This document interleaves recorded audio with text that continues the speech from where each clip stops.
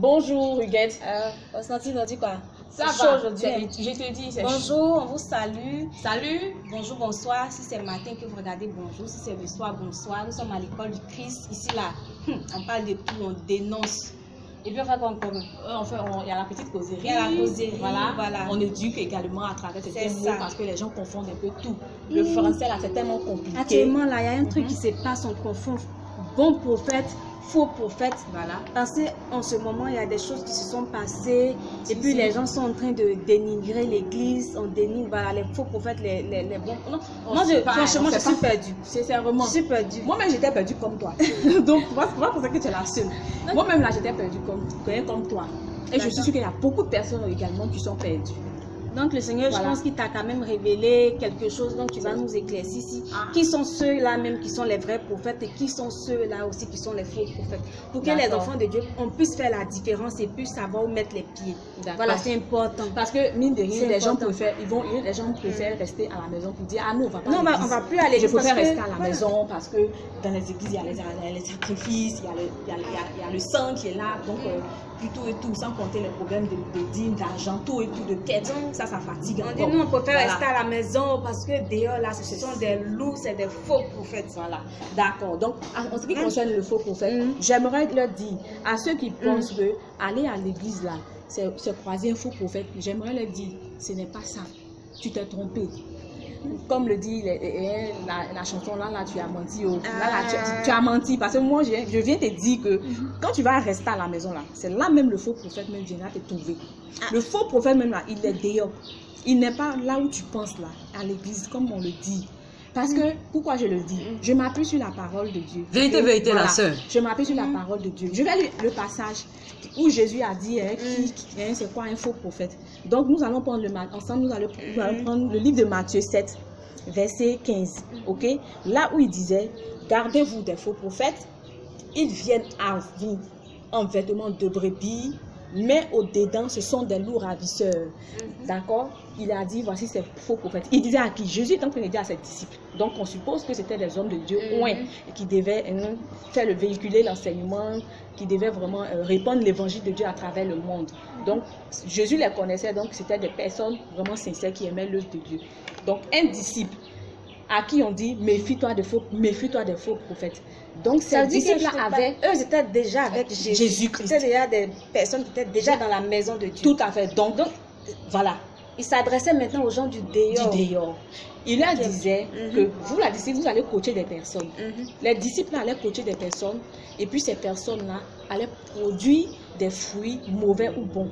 Alors ceux qui produisent des faux fruits, c'est eux qui sont les faux prophètes.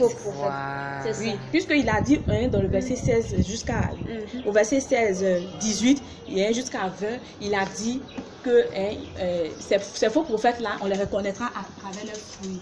Si tu produis un faux fruit, alors tu es un faux prophète. Dans ceux du dehors là, c'est quel genre de fruits? Moi, je comprends. C'est quel genre de fruits? C'est quel genre de voilà qu'ils produisent. C'est quel genre de fruits qu'ils produisent, d'accord. Je vais tout juste m'appuyer et puis on va continuer encore la discussion, ok?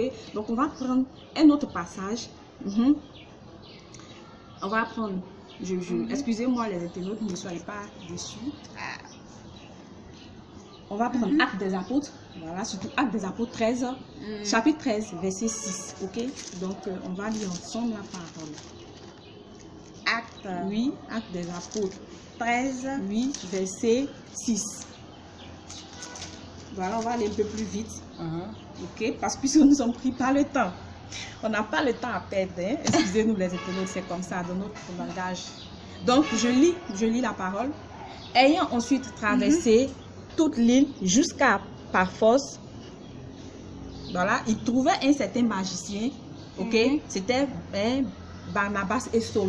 Barnabas et Saul qui partaient répandre l'évangile, ok, qui avaient été envoyés en mission. Donc c'est eux donc c'est eux qui ont vu un faux prophète. Donc je reprends le verset pour ceux qui n'ont pas compris. Ayant ensuite traversé toute l'île jusqu'à Paphos, il trouvait un certain magicien. Vous entendez tous bien, un magicien, faux prophète juif nommé Bar Jésus. Ok? Un magicien on l'assimile maintenant au faux prophète. Donc le magicien, c'est quoi? Il ne se retrouve pas à l'église. Le magicien, d'abord, c'est celui qui fait la divination. Il crée des artifices. Le féticheur. Voilà, tout ça. Tout cela. Donc c'est aussi des faux prophètes en fait. C'est ça. Donc, comme Jésus a dit au Matthieu 7, il dit quoi? Ils viendront à vous en vêtements de brebis. Aujourd'hui, le faux prophète, le magicien par exemple, se trouve dehors. Mais quand il était petit, je pense bien qu'il a pu, comment on appelle ça, à côté, il est allé dans des églises ou peut-être dans un lieu où on adore Dieu. Sûrement. Voilà, sûrement. On prend un exemple. Voilà, sûrement. Il a dû écouter la parole de Dieu et après ça, son génie, son Dieu l'a pris pour l'emmener dans une case là-bas, voilà, pour faire ses fétiches. Voilà. Donc aujourd'hui, le magicien là, quand on voit, on les assimile à qui les magiciens. Tout ce qui est magie, c'est quoi? C'est tous ceux qui font qui prennent des rendez-vous avec des personnes, des consultations à la maison. Voilà, il y a un bon nombre de personnes qui les suivent. Voilà, les gens font des consultations. Hein? On ne va pas citer, mais si vous voulez qu'on cite, on va citer. Mais à part cela aussi, on peut assimiler qui aussi comme faux prophète. Bon, ok, on va prendre encore toujours. Moi, je pars parce qu'on va prendre toujours encore le livre de 1 Samuel, verset 10. 1 Samuel chapitre 10, verset 1 à 10. Okay. Là-bas, je ne vais pas lire, mais je vais dire là-bas, Samuel, le prophète, Samuel, voilà, il a oint Saül qui devait prendre l'Israël. C'est-à-dire, il devait gouverner Israël, héritage de Dieu. Mais avant ça, pour qu'il soit chef d'État, comme on le dit aujourd'hui, chef d'État, avant c'était un roi. Donc pour qu'il soit chef d'État, Dieu a mis son esprit sur Saül, c'est-à-dire l'esprit de prophétie, de prophète. De prophétie. De prophète. De prophète. Ah, voilà, de prophète. Donc, Saül a dû passer par l'étape de prophétie afin de pouvoir accéder au trône. Donc, c'est comme si Dieu lui avait donné cette autorité-là afin qu'il ait accès à ce trône. Voilà. Donc, on dira également que Samuel également a été quoi? Prophète. Saül, pardon, merci. On dira que Saül a eu un moment un don de prophète, voilà, de prophète. Ah, en effet, moi, on va. Est-ce que je vais terminer? Donc, après qu'il ait accédé à son trône, qu'est-ce qu'il a fait? Il n'a plus respecté les principes de Dieu. Il n'a plus écouté Dieu. Il a fait ce qu'il voulait. Et comment il a terminé? Il a mal terminé puisqu'il voulait tuer il voulait tuer David, l'homme selon son cœur. David était l'homme selon le cœur de Dieu. Donc vous voyez que Saül a produit un faux fruit. C'est vrai, parce qu'il a été coaché par le prophète. Il a été coaché par le prophète Samuel, mais à la fin, Samuel même a été déçu. Faux prophète. Voilà. Faux prophète. Donc ça veut dire qu'on peut les assimiler aussi au chef d'État, qui produisent des mauvais fruits. Faux fruits, faux prophètes. Qui envoient la famille, vraiment. Je ne sais pas quoi dire, mais en tout cas, les chefs d'État. Le gars, quand il fait sa campagne électorale, c'est comme s'il voit dans ta vie, il fait des révélations. C'est-à-dire, je vais changer ton quotidien. Je vais améliorer la vie des étudiants. Ils vont tous travailler. Je vais vous envoyer des millions. Il te fait des prophéties sur ta vie. Et puis, en fin de compte, faux fruits. Fruits amers. Chef d'État aussi. Pour dire, on peut les assimiler à des faux prophètes. Si, pour dire également que le dictionnaire nous dit quoi? C'est quoi la prophétie? En quelque sorte, c'est quoi le prophète? Le prophète, c'est celui qui a reçu l'esprit de Dieu. C'est quoi la prophétie? Parce que qui dit prophète dit prophétie. Or, la prophétie, c'est celui qui dit quoi? Le dictionnaire l'a défini. C'est celui d'abord, côté religieux, c'est celui qui dit des choses à venir et qui sont sur le point de s'accomplir. Non, qui s'accomplissent aussi. Ok, oui, d'accord, qui vont s'accomplir. Mais puisqu'il y a certaines prophéties qui ne connaissent pas accomplissement. Ok, mais la parole de Dieu nous dit, soyez patients car la prophétie s'accomplira. Toujours. Voilà. Donc c'est Dieu maintenant qui va accomplir cette prophétie. Donc aussi également, c'est un message à l'endroit des personnes à qui la prophétie dans leur vie ne s'accomplit jamais. Voilà. Soyez pas patients. Accomplissement. La parole de Dieu vous rassure, on dit la prophétie, même si elle met du temps, elle s'accomplira. Ok, voilà. Donc c'est pas parce que ton prophète de l'église t'a donné une prophétie qui ne s'est pas encore accomplie jusqu'à alors que tu vas dire que c'est un faux prophète. Ok. Sois patient, ça va voilà, le Seigneur tient toujours ses promesses. C'est Dieu qui accomplit la prophétie, d'accord.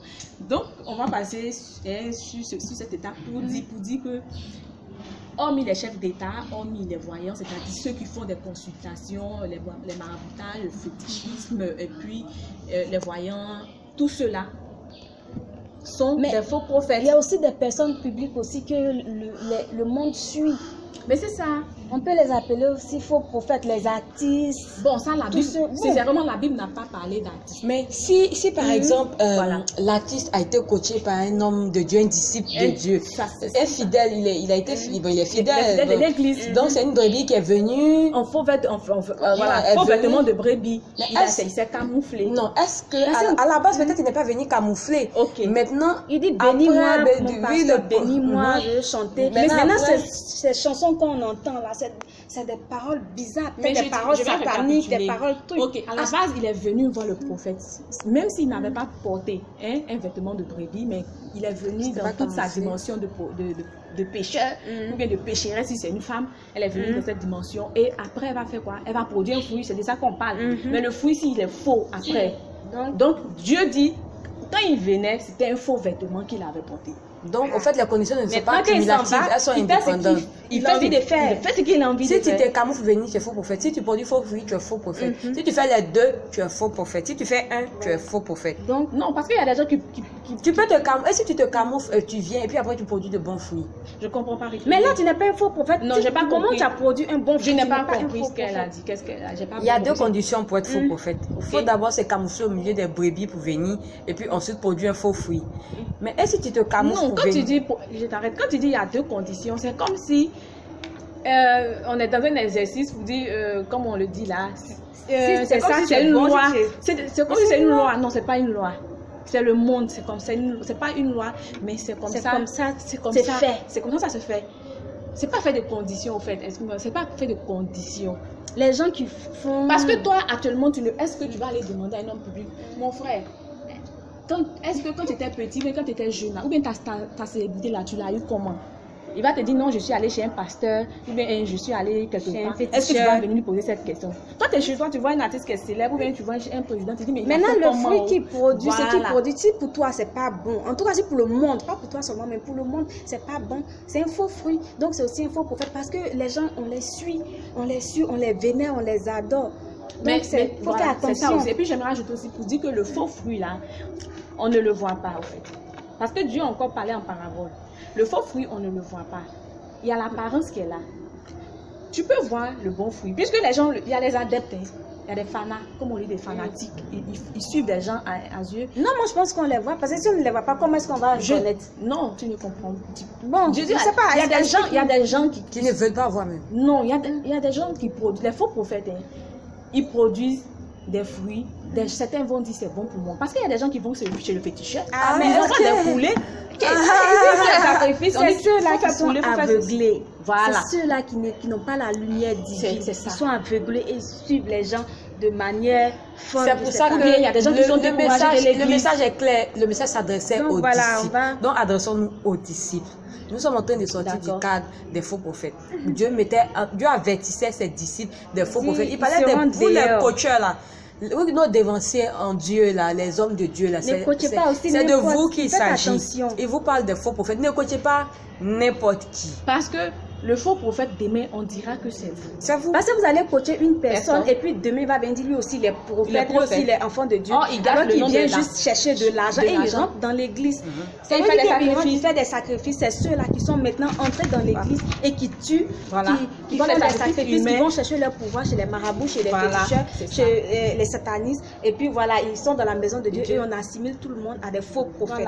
Comme on le dit, on dit quand tu avales une arachide, quand tu avales un grain, le grain est poussé, c'est toute ta bouche qui va. Voilà, va sentir la pourriture. Même vos enfants que vous appelez vos enfants spirituels là, ils ont beaucoup d'argent. Vous les prophètes là, c'est mon enfant spirituel là, beaucoup d'argent, il apporte beaucoup d'argent à l'église. Tu fermes tes yeux sur ses fruits. Prophète, faux prophète. On ne sait pas où il dit son argent. Non, mais c'est mon enfant spirituel, c'est mon enfant spirituel. Non, mais il faut éclairer les prophètes sur ça. Parce que il y a les prophètes à la base qui sont loin de Dieu.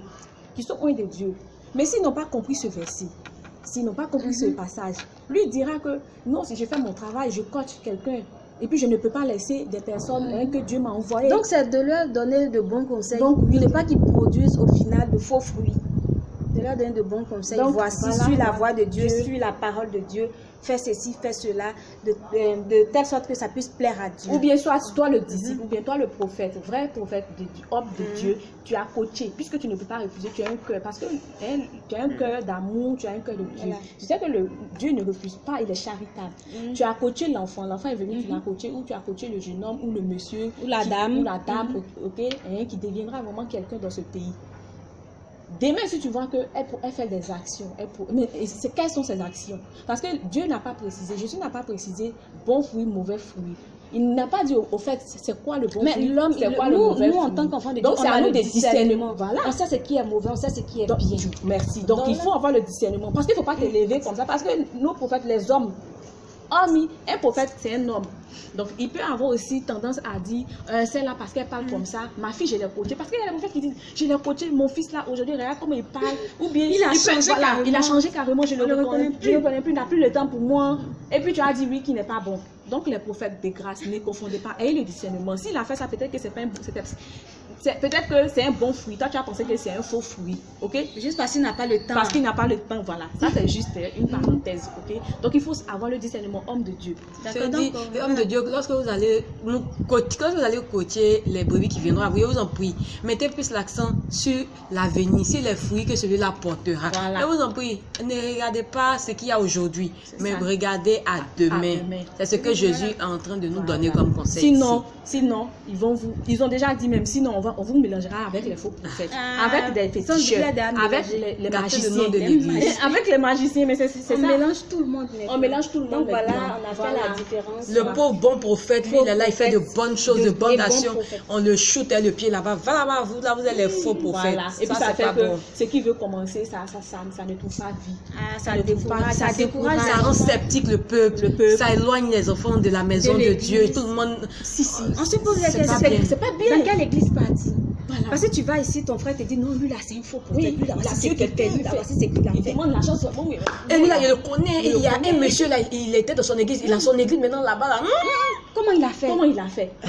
On sait pas. Mais l'autre là, dans son église là, il était dit, c'est comment ça se passe? Donc en conclusion, nous avons dit que les prophètes lisent le livre de Matthieu 7:15 afin qu'ils comprennent que pas seulement les prophètes, tout le monde. Non, bon, ok, tout le monde. Aussi, voilà, afin qu'ils comprennent. Je parle des disciples de Dieu. Des vrais. Voilà, parce que ils peuvent être chagrinés dans leur exercice pour dire que on nous accuse aujourd'hui des faux prophètes, vraiment notre nom est gâté, notre nom est en train de... Big up aux disciples de Dieu, aux vrais prophètes, à nos papas qui nous encadrent spirituellement. Vraiment que le Seigneur les fortifie et puis qu'ils sachent discerner afin aussi de dévoiler parce qu'il faut pas se taire. Faut pas se taire. Parce que quand tu vas reconnaître le faux fruit là, tu vas dire... Tu vas le combattre. Tu vas dire arrête ça. Tous les éloigner de la maison de Dieu. C'est important. Il faut les combattre. Pour dire que la vie là, c'est un complexe, c'est un tout. D'accord? Donc le faux prophète, il se trouve dehors, mais il peut se trouver dans la maison de Dieu parce qu'il a été coaché par un disciple. Et il deviendra disciple également. Mais faux disciple, faux prophète. Donc c'est ça. Il quitte dehors et Dieu salit la maison de Dieu. Salit la maison de Dieu. Donc je pense que c'est clair pour tout le monde qui est faux prophète. Ne venez pas mélanger. C'est vrai, vous êtes dehors. C'est vrai, vous les enfants de Dieu, vous êtes dehors. Vous ne savez pas vraiment ces histoires de qui est bon, qui est faux. Mais en tout cas, Dieu connaît ses enfants, c'est le plus important. Et puis, il faut prier aussi. Le Seigneur saura vous guider, il saura vous donner une église où aller. C'est ça. Aller prier. Et puis vraiment aimer le Seigneur, être fortifié par sa parole. C'est ça. Vous conduira en tout cas dans la bonne maison. Parce qu'il y en a des maisons qui sont bonnes, il y en a des prophètes qui sont bons.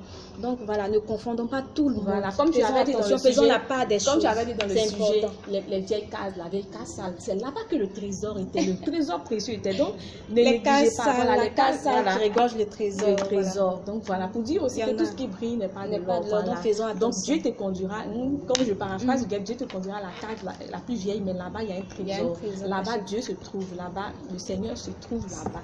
Voilà, donc tu seras en paix et tu n'auras plus à dire on m'a trop grugé, j'ai tellement dépensé. Parce que dans ce truc aussi, les gens grugent. C'est pas ça, musulman, ils vont te traiter comme une vache. Voilà. Mais maintenant, quand parce que je t'ai dit, il dit au dedans, ce sont des loups ravisseurs. Oui. Parce qu'ils vont venir t'enlever, ils vont venir te demander une rançon. Oui, mais moi je pense que quand ils te prennent de l'argent. Du moment où tu es dans la maison de Dieu, on ne sait pas d'abord s'il est bon, s'il est mauvais. Mais quand tu donnes de l'argent, ne regarde pas au prophète. Non, il ne faut pas confondre les voilà. gars. Non. Il y a ce que tu fais. Tu peux donner de l'argent, des actions de grâce, des offrandes. Mais en fait, le prophète viendra lui-même demander des sommes exorbitantes. C'est ça. Quand tu vois que non, c'est pas Dieu. Ah, frère. Il faut laisser, il faut te retirer. C'est ça, regarde, voir fruit. Parce qu'il va te dépouiller. Là, le fruit devient visible. Il va te le fruit n'est pas invisible. Il va te dépouiller jusqu'à il va te déchirer. Et puis lui, il va t'enfermer. Il devient maintenant ton ravisseur. Et puis il demande rançon. C'est-à-dire que tellement qu'il t'a tellement dépouillé, tu dois maintenant demander l'argent à ton frère. Et puis tu vas lui donner. Parce que dans le tu lui as dit, ça ne suffit pas. Mon frère, Dieu ne travaille pas comme ça. Dieu ne travaille pas comme ça. Dieu ne fait pas ça. Dieu ne garde pas son nom. C'est à ça on dit qu'il faut reconnaître le faux prophète. C'est le fruit là. Si tu vois que ton cœur n'est pas apte à donner là. Si tu as demandé une très grande somme qui va te ton cœur n'est pas témoin là, voilà, qui va vraiment basculer sur ton compte. Si tu vois que la somme que tu demandes va vraiment balancer sur ton compte, tu vois que ton argent sera déséquilibré, arrête. Parce que Dieu ne veut pas te rendre pauvre. Dieu t'a rendu riche pas pour te rendre pauvre. Parce que c'est le faux prophète là qui veut te rendre pauvre. Parce que c'est un lourd ravisseur. Donc faisons attention aux actes que nous posons. Ok? Donc vraiment, c'était on vous laisse. Abonnez-vous. Voilà, fuyez les. Mais moi, j'aimerais rajouter aussi, quand on va dans une église, il ne faut pas seulement regarder au prophète. Allez-y dans la maison de Dieu pour Jésus, pour sa parole. Ne regardez pas au prophète. Maintenant, si le prophète aussi, il est faux, tu fuis. Tu fais bizarre. Tu quittes le coin. Tu vas dans une autre maison de Dieu parce qu'il y a plein de maisons de Dieu. Jésus est partout.